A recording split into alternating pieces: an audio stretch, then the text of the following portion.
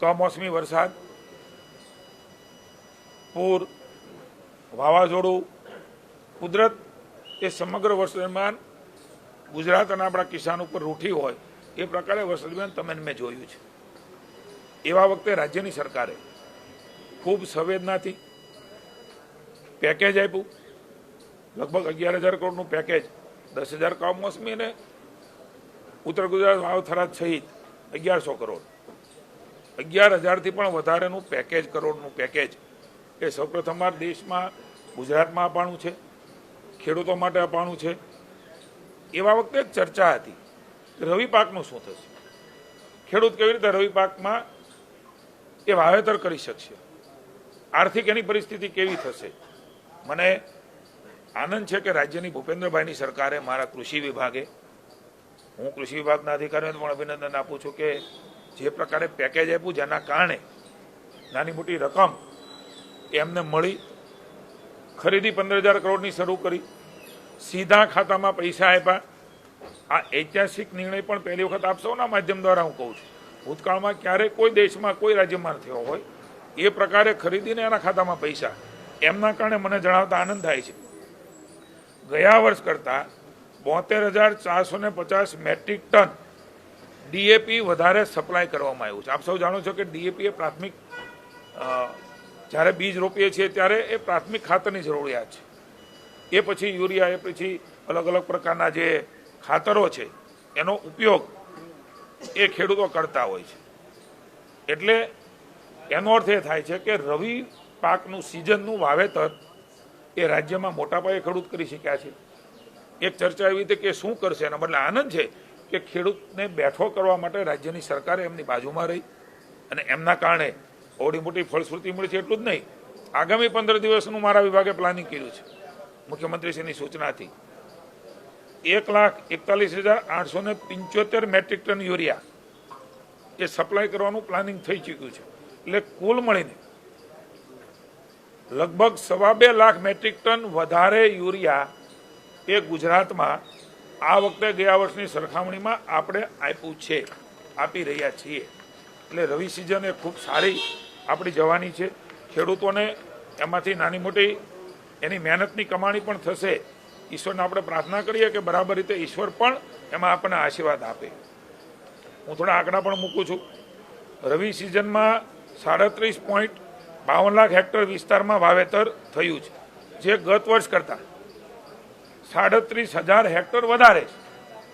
એક બાજુ ચર્ચા હતી રવિ સિઝનમાં ખેડૂત શું કરશે, પણ રાજ્ય સરકારના પ્રયાસોથી ખેડૂત બેઠો થયો, હિંમતથી આગળ વધ્યો અને રવિ સિઝનમાં એ વધારે કરી શક્યો. ગત વર્ષે 37.15 લાખ હેક્ટરમાં વાવેતર હતું. અલગ અલગ વાવેતરો જે થયા છે, મારે રાજ્યની જનતાને અને ખેડૂતોના ધ્યાનમાં રહે એટલે મૂકવું છે કે ચાલુ વર્ષે ઘઉંનું વાવેતર 10.83 લાખ હેક્ટર, ચણાનું વાવેતર 7.10 લાખ હેક્ટર, તેલબિયા પાકનું વાવેતર 2.66 લાખ હેક્ટર, મસાલા પાકોનું વાવેતર 3.24 લાખ હેક્ટર, બટાકા પાકનું વાવેતર 1.59 લાખ હેક્ટર. સરેરાશ વાવેતર, બટાકાની વાત કરું છું, ઉત્તર ગુજરાતના ખેડૂતે પેદા કરે છે. 21% સરેરાશ એ વાવેતર એ ગયા વખતે કરતાં વધારે રહ્યું છે. એને અંદરથી આમદની મળે છે, એટલા માટે એ પ્રેરાયો છે. રાજ્ય સરકારની નીતિઓના કારણે ખેડૂત પ્રેરાયો છે. રવિ ઋતુમાં કૃષિ પાકોનું વાવેતર ખૂબ સારું નોંધાયું છે. એ આપણા સૌ માટે, રાજ્યના અર્થતંત્ર માટે અને ખેડૂતો માટે મહત્વનું એ પુરવાર થવાનું છે. ટેકાના ભાવની જે ખરીદી છે એ કુલ 10.12 લાખ ખેડૂતો પૈકી 4.75 લાખથી પણ વધારે ખેડૂતોને 10.50 લાખ મેટ્રિક ટન જથ્થાની કુલ રૂપિયા 7537 કરોડની, ફરી વખત કહું છું, 7537 કરોડની ખરીદી એ થઈ ચૂકી છે. જે પૈકી 2.18 લાખથી પણ વધુ લાભાર્થીઓ, એટલે 2.25 લાખ ખેડૂતોને એના ખાતામાં 34.68 કરોડ રૂપિયા સીધા જ એમના ખાતામાં નરેન્દ્રભાઈ જે પ્રકારે ડાયરેક્ટ ખાતામાં જમા કરવાનો નિર્ણય કર્યો, વચેટિયાઓ કોઈ નહીં, કોઈ વ્યક્તિ સીધો હું તને અપાવીશ અને દલાલી કરે, એ ભૂતકાળની વિપક્ષની સરકારોમાં થતું હતું. નરેન્દ્રભાઈએ આ દેશની જનતા માટે જે ડાયરેક્ટ બેનિફિશિયર છે એના ખાતામાં ટ્રાન્સફર કરવાના નિર્ણયના કારણે આ શક્ય બન્યું છે. રાહત પેકેજ પણ અત્યાર સુધીમાં 23.18 લાખ ખેડૂતોને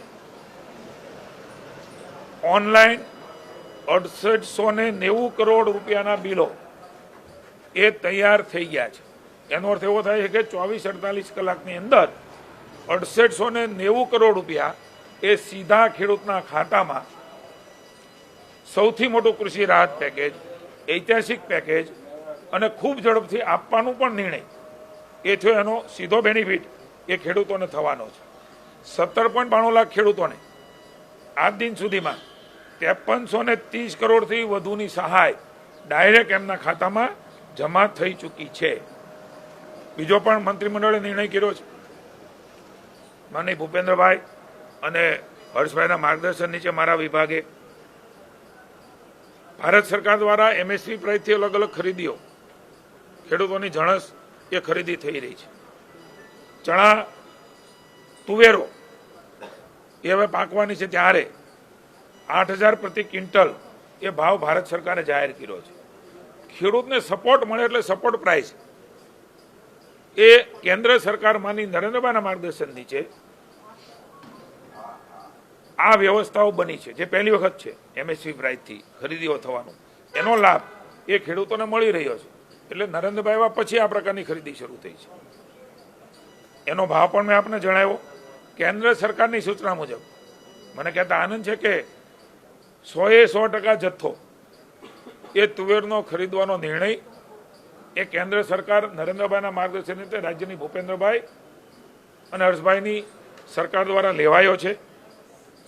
તારીખ 22/10/25 થી 21/1/26 સુધી આ ખેડૂતોને ગ્રામ્ય કક્ષાએ ગ્રામ કેન્દ્રો દ્વારા આધાર ઓથેન્ટિકેશન એટલે થંબ ઇમ્પ્રેશન અથવા ફેસ ઓથેન્ટિકેશન દ્વારા VC મારફતે વિનામૂલ્યે ઓનલાઈન નોંધણી નાફેડના સમૃદ્ધિ પોર્ટલ ઉપર કરવામાં આવશે. એટલે જે લોકો તુવેર પકવી રહ્યા છે એમના માટે આનંદની વાત છે કે એમની ખરીદી પણ એ રાજ્યની સરકાર એ ટેકાના ભાવથી ખરીદી રહી છે અને વધુમાં વધુ નોંધણી એ ખેડૂતો કરાવે એવી પણ મારી વિનંતી છે.